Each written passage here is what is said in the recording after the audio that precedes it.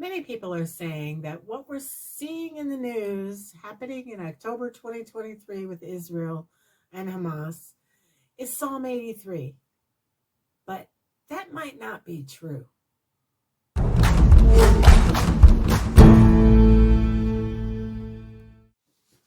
Psalm 83 speaks of an alliance against Israel.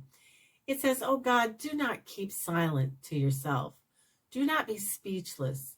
Do not be still, O God, for your enemies are roaring, and those who hate you have lifted up their head. They take shrewd counsel against your people. They plot against your hidden ones. They have said, 'Come, and we will cut them off from being a nation, and the name of Israel will not be recalled again.' For they plotted together with one heart.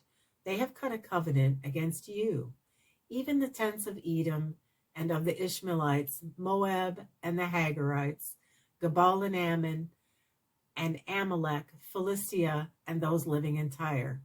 Also Assyria has joined with them." Now let's go through that list of countries and find out where they would be today. Edom, Ishmaelites, and Moab. Today that would be Jordan. The Ishmaelites would have ranged farther east into western Iraq and south into Saudi Arabia, into the Sinai, and then throughout Jordan. The Hagarites, if you remember, Hagar was Ishmael's mother. And apparently she had other children than Ishmael because they're called the Hagarites. And they ranged throughout Jordan.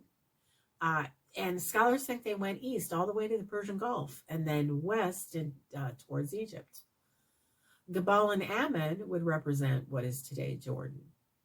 Then there's Amalek. And Amalek, the Amalekites, would have ranged south into Saudi Arabia, into the Sinai and the Negev, and then they ranged about Jordan too.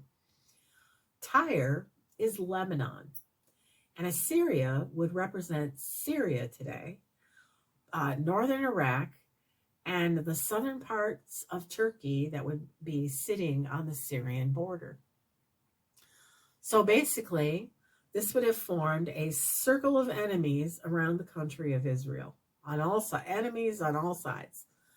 And these are the countries that Israel has battled and skirmished with for most of its existence. Egypt, Jordan, Saudi Arabia, Lebanon, Syria. Did I forget anybody? I don't know. So Iraq, right? Maybe I forgot Iraq. But this alliance was seen after Israel became a nation. And it was seen in the Six-Day War in 1967. Then again in the Yom Kippur War in 1973. And in that war, the Yom Kippur War, it also happened in October. And Russia helped Syria and Egypt while the U.S. supported Israel.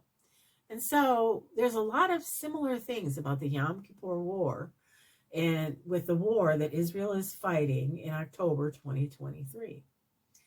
But in 2023, Egypt has stopped fighting with Israel. So has Jordan, and so has Saudi Arabia.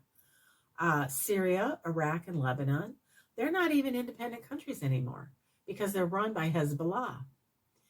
Hezbollah is an Iranian terrorist group, and Hezbollah also supports Hamas, another terrorist group located in Gaza, which would have been Philistia in the Old Testament.